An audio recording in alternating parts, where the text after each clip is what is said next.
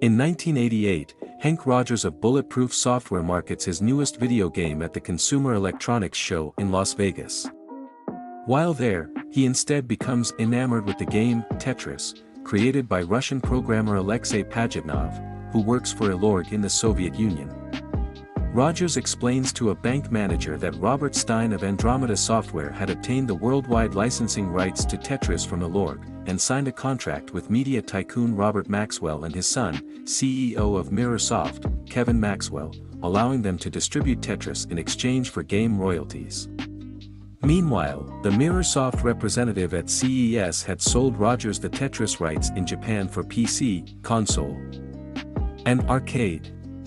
Rogers then goes to Nintendo headquarters in Japan and obtains an audience with CEO Hiroshi Yamauchi, whom he convinces of Tetris' value. He turns down a buyout offer for the rights to Tetris, instead proposing a partnership, to which Yamauchi agrees.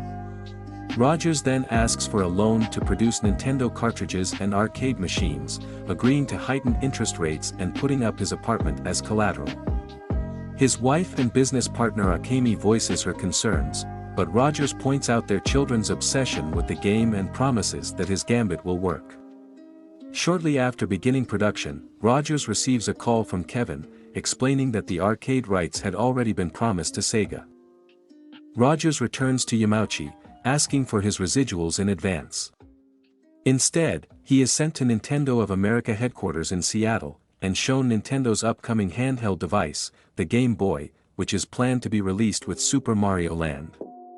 Rogers convinces President Minoru Arakawa and Senior VP Howard Lincoln to package it with Tetris instead, and promises to obtain the handheld licensing rights. He travels to meet with the Maxwells in London, who tell him that Stein retains all worldwide licensing rights. Rogers attempts to purchase the handheld rights, but is dismissed. The Maxwells order Stein to secure the handheld rights. Kevin questions his father about millions of pounds missing from the employee retirement fund, but his questions are dismissed. Rogers meanwhile, meets Stein outside and offers $25,000 for the worldwide handheld rights, which Stein seemingly accepts.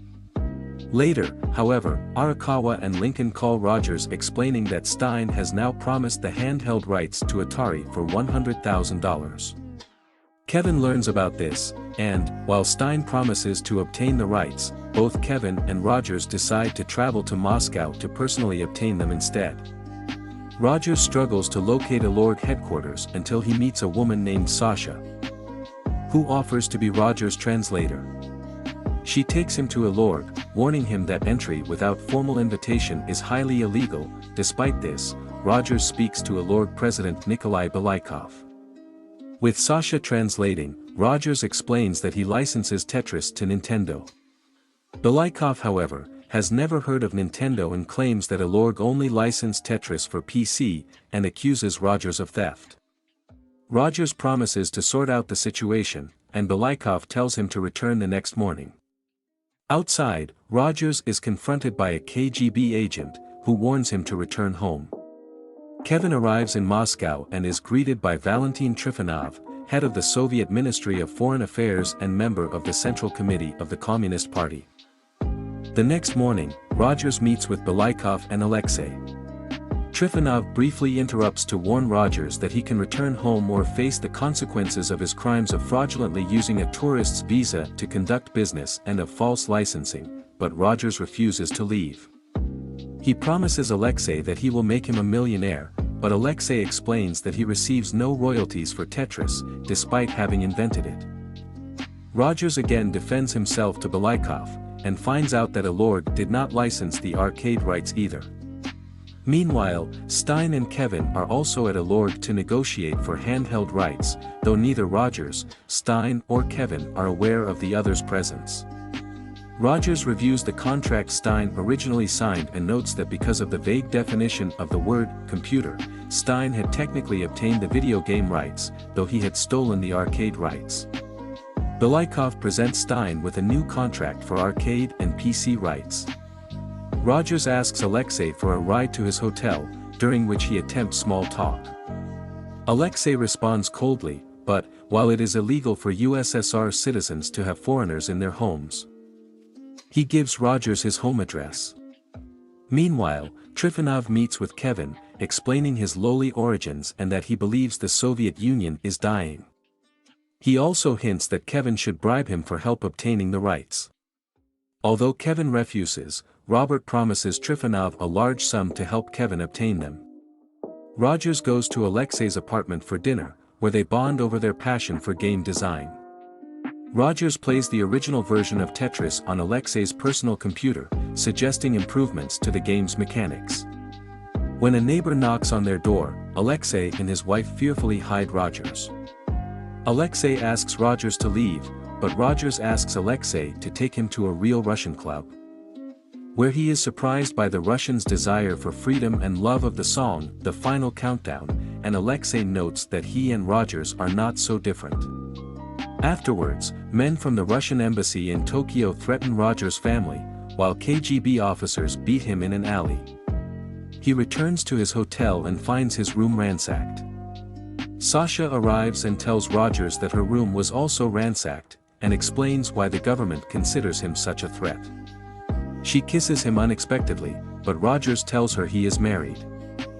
The next morning, Trifonov speaks to Alexei and his sons, telling them to ask about what happened to Alexei's father. Rogers and Stein see each other hailing taxis the next morning.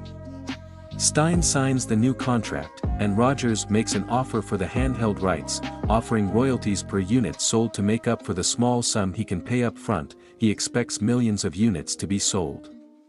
Trifonov tells Belaikov to sell to Mirrorsoft, even though Kevin offers no royalties. Belaikov has Kevin sign a letter of intent, giving the handheld rights to Mirrorsoft if the company pays $1 million within a week. However, he also secretly has Rogers sign a letter, giving him a window to make a stronger counteroffer. And also offers the video game rights to Rogers. He had redefined the word computer in Stein's new contract, eliminating the loophole that Stein had exploited.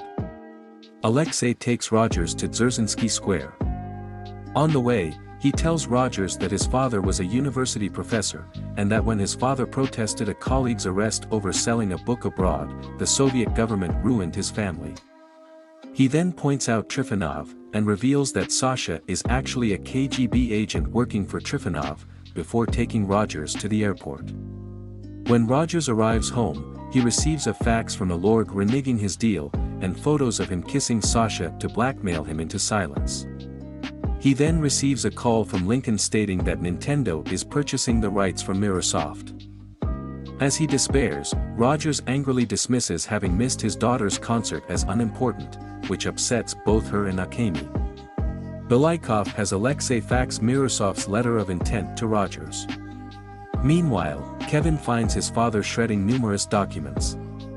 When he questions why the company could not pay the $1 million, Robert again is dismissive. Rogers takes the letter to Lincoln and Arakawa, who are angrily discussing the loss of Tetris and their cartridge patent to Atari.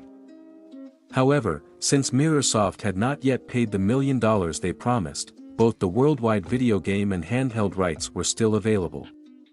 The three travel back to Moscow to make another offer, and Trifonov has Alexei fired from his job and evicted from his apartment because of Rogers' return. Rogers, Lincoln, and Arakawa meet with Belaikov and make an offer for worldwide handheld and video game rights. Sasha, who is also present, forces Belaikov to consider the offer overnight and informs Trifonov, who in turn informs Robert, giving him 24 hours to come up with the $1 million originally promised. Stein angrily attacks Kevin for going behind his back, believing that Kevin had caused him to lose the video game rights.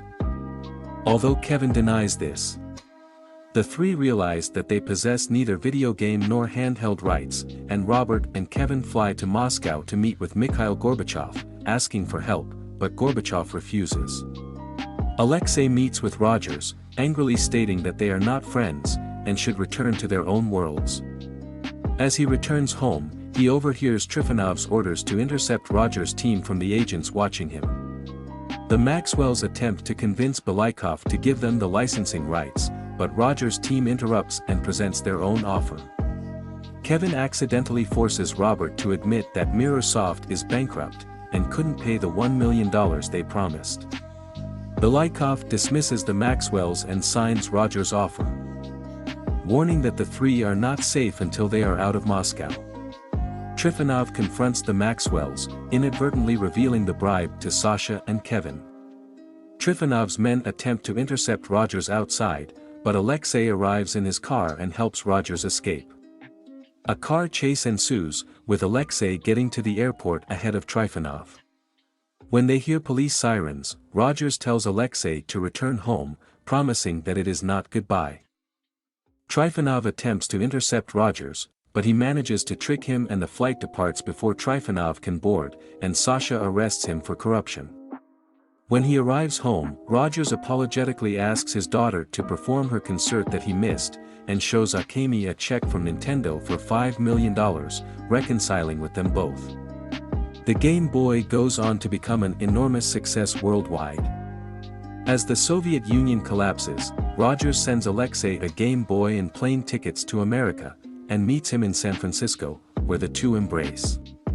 Text then reveals that Stein continued licensing video games, and that Robert had stolen millions of pounds from employee funds, for which Kevin stood trial, and discusses the success and legacy of Tetris.